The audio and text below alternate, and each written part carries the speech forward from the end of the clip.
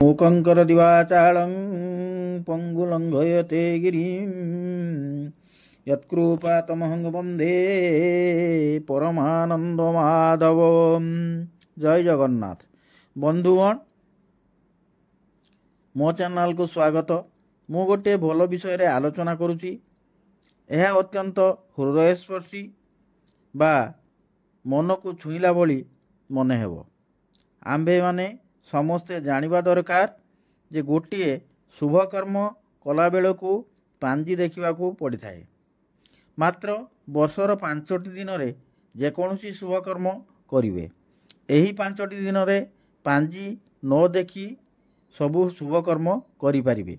गृहारंभ, गृह प्रतिष्ठा, विवाह इत्यादि जहाँ चाहिए ताहा करि परिबे। प्रथमटी राहस पूर्णिमा, द्वितीयटी अक्षय तृतीया, तृतीयटी रामनवमी, चतुर्थटी विजया दशमी और पंचमटी रथ।